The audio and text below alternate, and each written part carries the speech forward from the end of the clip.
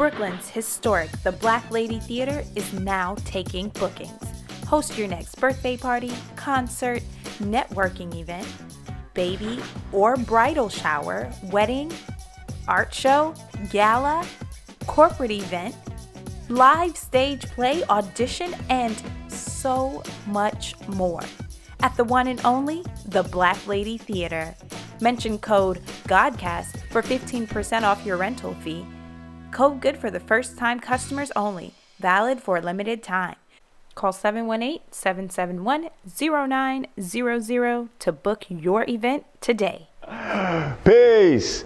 Today is Monday, May 13th, making today's math. Knowledge, understanding, all being born to culture freedom. That's right. Use your knowledge to create that crystal clear picture and create a culture that frees your dome. Peace.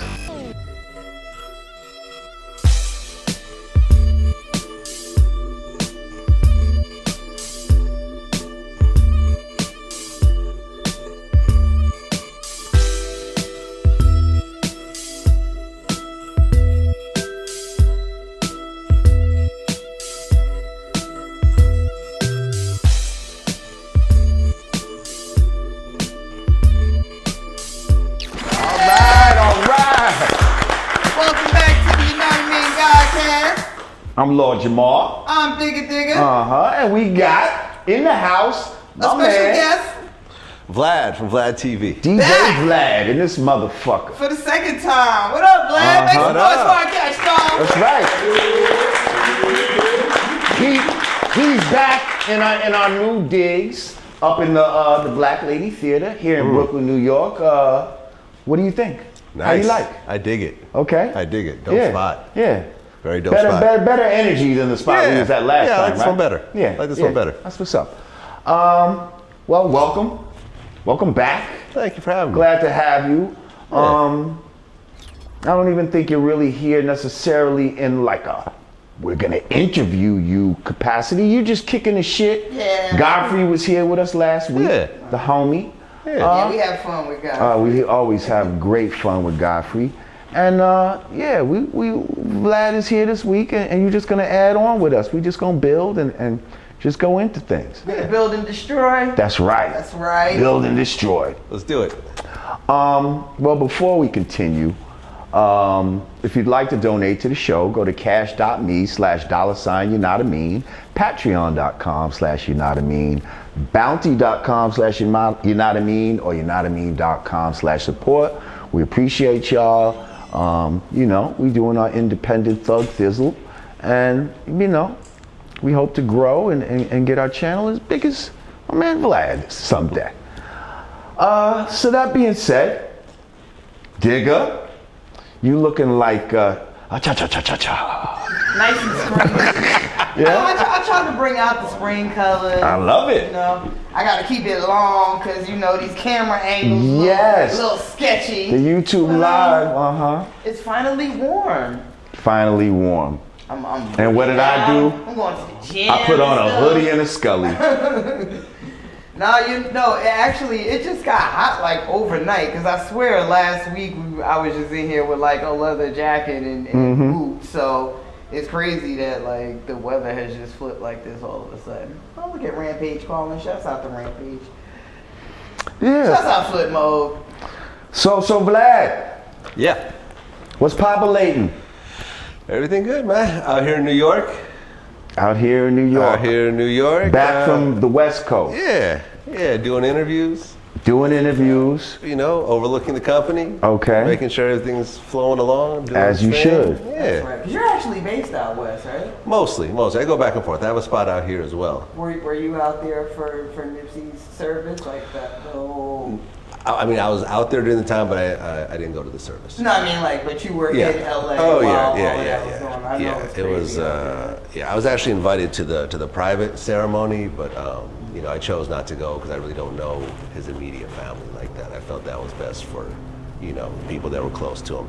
Right. But yeah, it was like a real sadness in LA. I mean, I'm sure worldwide people felt it, but especially you probably in LA, really felt the aura. Definitely, like a dark cloud in LA after that happened. And it's like even being in the industry, like you didn't really want to post like happy news or like positive, funny stories or anything, because it's just like, you know, you just. Like it was the whole aura of it. Felt distasteful, like the world. Yeah, it just honest. felt distasteful. You know, like artists that weren't dropping albums or singles like for the next couple of weeks, and you know what I'm saying? Like this time, like a lot of times somebody will pass and I might put up a picture on Instagram, R.I.P. For some reason this time it just didn't feel, I don't know, it felt weird. Like to me it felt like, especially these days, people almost try to capitalize, you know, like almost clout chase by posting somebody that just passed and almost try to attach themselves to that whole. You could have got a pass. I know. See, I feel that way, but I actually felt the opposite. Like, I'm like that with everybody else. Like, this one, I actually felt like, oh, like, nah, he deserves a salute. You know, don't try to act. I bug out when people like start posting like the extra personal stuff. You know, like I didn't make the post like I'm not gonna front like I knew. You know, like he was my boy and but just you know, just salute King. You know, Yeah, like that. I mean, I've interviewed him before. We had a full interview, which you know we ran some flashbacks on, and you know I try to kind of tailor the titles on the positive things that he was saying, and you know me and him would run into each other. Yeah, but it was like the savage nature, how he was killed, and the footage actually came out, Which is very disturbing. Yeah. So let's talk about, Vlad usually gets a bad rap, right?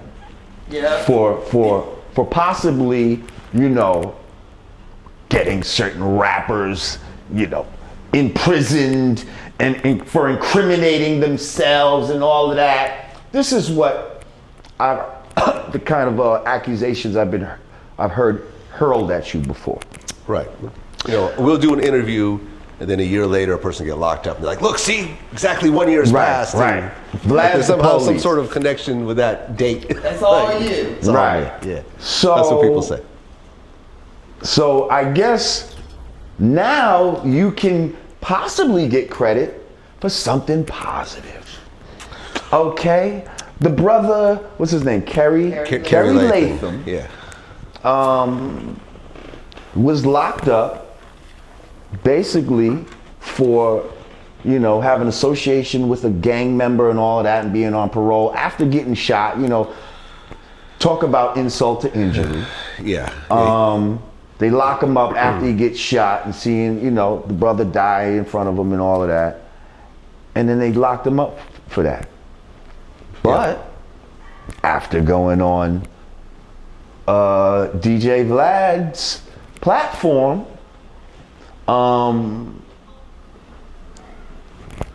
he didn't get locked up, he got released.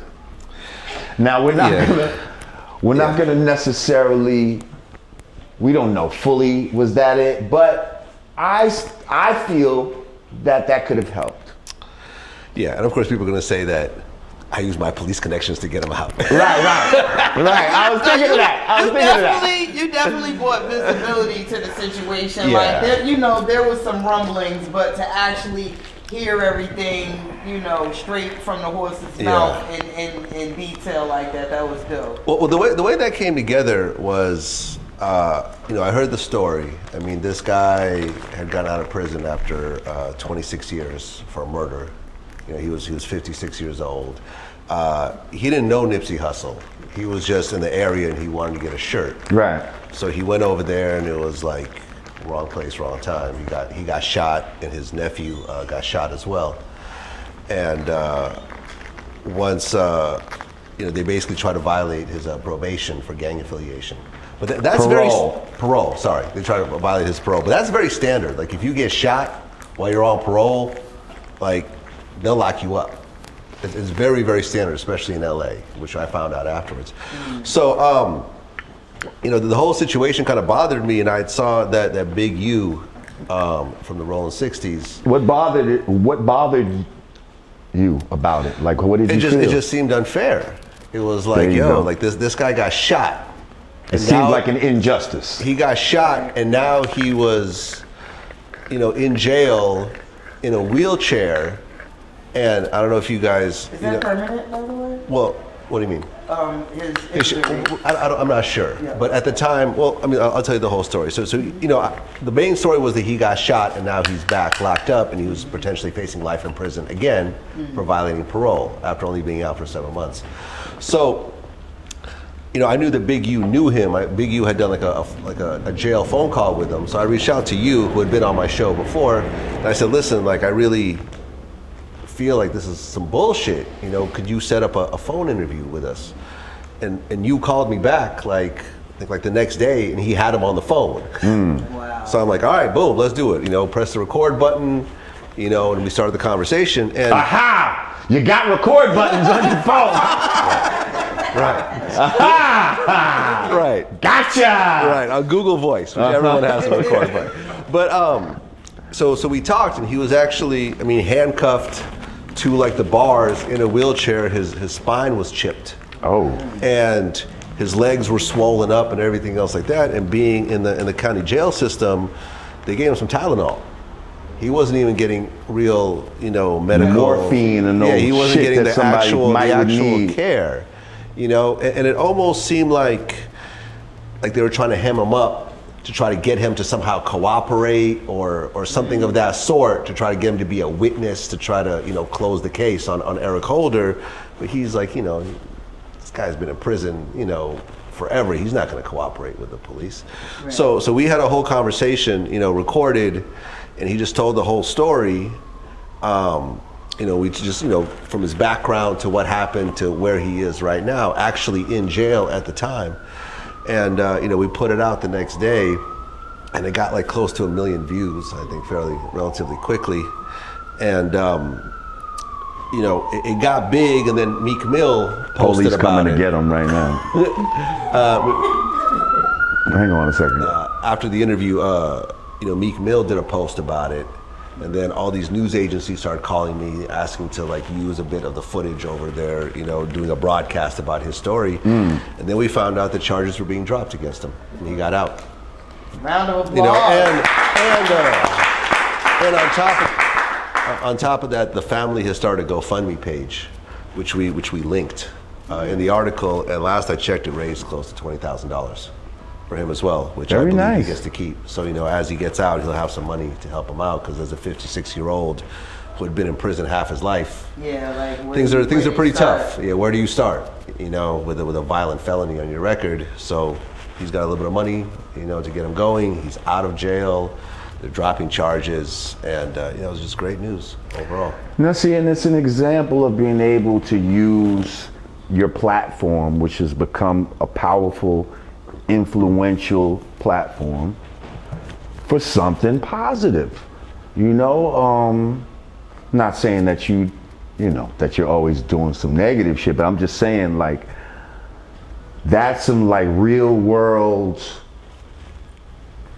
direct fucking correlation between some shit. I beat you up our first interview, right? You be doing some bullshit, man. That's fine. Gotta give credit where credit is due. We do a lot of positive stuff, between the Vlad stocks and all the business talks that we do and stuff like that. But the negative stuff goes more Unfortunate viral. how It's when you actually try to push positivity, it gets glossed over straight to the salacious stuff. It's life. It is. I'm not tripping. All right, so listen, I want to move on. Recently, Facebook and Instagram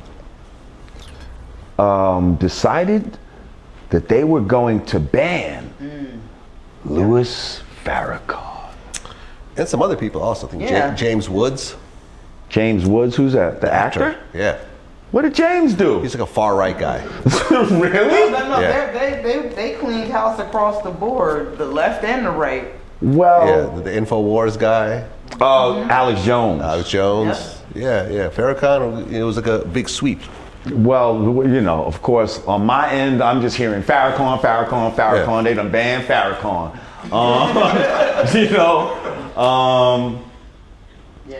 That was crazy. What do we feel about this? I think we're living in real dangerous times, man.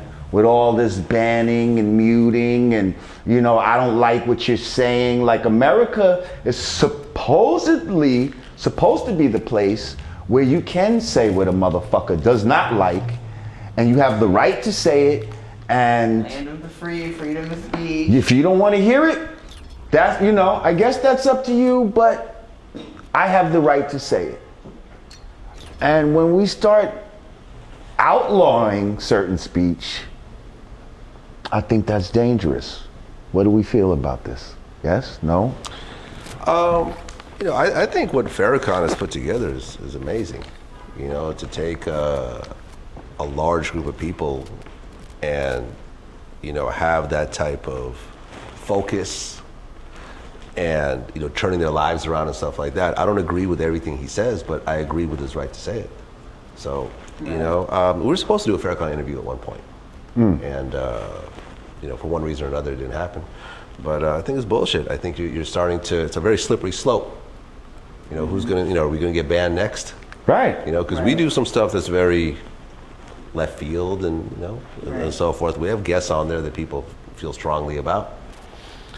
You know, And who's then, next? And then my question would be, who is the one, you know, who's the one that dictates what's considered hateful? Right.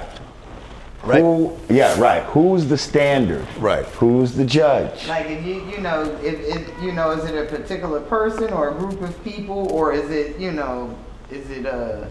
I say Mark Zuckerberg. Yeah, himself. Like, if I go on Facebook, okay, I can't find any Farrakhan literature, or I can't find anything like that. Can I? If I Google the Church of Satan, am I gonna see that crap, or, you know, like what? Like, who's deeming this stuff as hateful?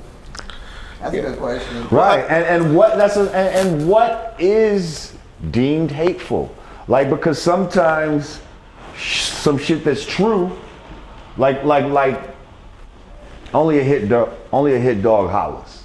Okay, so you got motherfuckers that might feel a certain way because they're hearing shit about themselves that they might not like, but that doesn't mean it's not true. You see what I'm saying?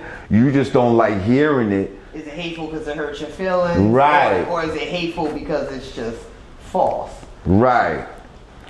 Like, these are things we need to look at as well. I mean, some of the stuff, you know, like, you have freedom of speech in America, but you can't yell fire in a crowded movie theater. Right. Right. That's the line they always pull on you. But I mean, when it comes down to that, there's certain things that they have a problem with that I think is valid. So, for example, the whole Alex Jones thing, there was the whole Pizzagate situation. What's that? That's when they said that Hillary Clinton had like underage girls and slavery, like, you know, at some pizza restaurant, like some, you know, and Alex Jones was pushing this real hard until someone literally showed up at some pizza restaurant with a gun and got arrested because there's no actual truth in it. You know, I mean, like, putting out information that just isn't true. That's like, what I mean. Like, now, Yeah. see, if it's just Yeah. straight flaw. Yeah, you know, like false. the anti-vaccine stuff is, like, I think big in the news right now. Like, all these sites saying that don't get vaccinated and it's really poisoning you. Well, and stuff see, like now that. that's I think debatable. See, there's certain Right. things that are debatable. Yeah. Right. And so now you can't just automatically put certain things in a category, because certain things are out and out lies, and I don't think that should be able to be proliferated. But at the same time, I think they use that to put other things in that category, Right. and you see what I'm saying, and say, well, yeah, that's a lie too, and if that's just, you know, now we got it all lumped into one thing, Yeah. and that can get dangerous as well, because, you know, I'm gonna tell you, I've seen plenty of shit that says vaccines is some bullshit. Okay? So now you might have a whole bunch of shit that you saw that says contrary to that. We can now debate, It but is only debatable. because, but see, I mean, vaccines, you know, they're literally putting the shit in you. right. But today's medicine and modern thought says that vaccines are good. Yeah, So if you go with that's big pharma cash cow. exactly. So, but this is why there's a lot of things where there's that mainstream company line, and if you go against that or try to debate that, no matter what it is, You have people now on this side that are saying, we're gonna not even allow you to say that. You see, like, and that's different from this Pizzagate shit. You see? Yeah. So we have to be careful about the type of shit that we, you know what I mean? Introduce as just straight falsehood. Like they said they were gonna stop Dr. Sebi videos. You know how I feel about that. So. And you know how I feel about it. Yeah. And you know how I feel about it. Right. We debated it last time on Vlad TV. The video's out now. See, I think it should be. I think. Is that videos out now? I think it should. Shameless be, plug. Maybe moderated in the case of like opinion versus fact. Like now, for instance, is Dr. Sebi, is that stuff believable or not? That's that's debatable. Like certain things are debatable, but like you said, the Pizzagate, like if you're straight up saying X, Y, Z is happening and it's not happening, yeah, shut that down. Yeah. But if you can debate, if something works versus it doesn't, that shouldn't be shut down because there are people that can say, oh, I tried this stuff and it didn't work, and then there's other people like, hey, I've never gotten vaccinated in my life. I'm the healthiest person ever. So I don't think things like that should be. And it's dangerous when certain things are being set up where you can't even present an argument for anything now. You see what I'm saying? Because if the powers that be feel, oh no, that's some bullshit, well, they're just gonna fucking silence you. So let me ask. So was flat Earth? Yes, last week? It was. So those are things. It was, and that's crazy. And that's crazy that they would put, because that's debatable. You see what I'm saying? Whether you believe. So it is debatable. Lad, don't you start with me. Don't you fucking start. No, because when I said we can agree to disagree, you and your brother was like, no! Well, no, we can't really. But what I'm saying is, until we both go in space, what I'm saying, right? How we can. So what I'm saying, right? Until there's a live stream showing me the shit spinning with buildings upside down, we're gonna have to fucking debate that forever. But what I'm saying is that trying to ban the information is ridiculous, and that's where we're on a slippery slope. When you're saying I can't even present my argument, that's where shit is getting to what we call fascism. Right. Well, remember it happened, with the Spotify playlist where they removed R. Kelly off the Spotify playlist, and everyone's like, well, what about Jerry Lee Lewis? Thank you. What about everybody? Thank you. What about Elvis? The whole, right. What about, what I'm saying? Like, what about all these other child stuff. molesters in music? Right. And it's a long list. It's a long list. And they actually backed up off of it. Right. Spotify said, never mind. Now what? Now question. At one point, was Michael Jackson's music removed? Because no. Okay, because I thought I read somewhere that maybe not Spotify, but there was some streaming service that was going to remove Michael's, and it was like, hey, wait a minute, we the jury is still out on whether or not these guys are telling the truth. How y'all just gonna? So. I mean, I'm off on a tangent now, but no, it's the same kind of thing, same type of thing. Right. Yeah, it's like we're living in that real 1984-esque society. Hey, brother, yeah. George Orwell, and it's getting real crazy out this motherfucker. Like, soon they're gonna have book burnings and you know what I mean? But it's kind of what it is, though, right? That is what it is. If you're wiping out information, it is a book burning. And it's also everything's digital now. Yeah, it's a digital book burning. Yeah, right. And it's also a nose shooting off. You see what I'm saying? The same way they try to like shoot the nose off the Sphinx and take the nose off a lot of those statues back then. Why? So that you wouldn't know the features of the fucking originators. That's why all those noses are chopped off of those statues, Vlad. I can see that. Because they're trying to hide information. You see what I'm saying? So let's not trust these bastards. And if you're not careful, fascism will be knocking at your fucking door. So just let that sink in for a minute. Let's take a break. We'll be back You know what I mean? Godcast. Yep.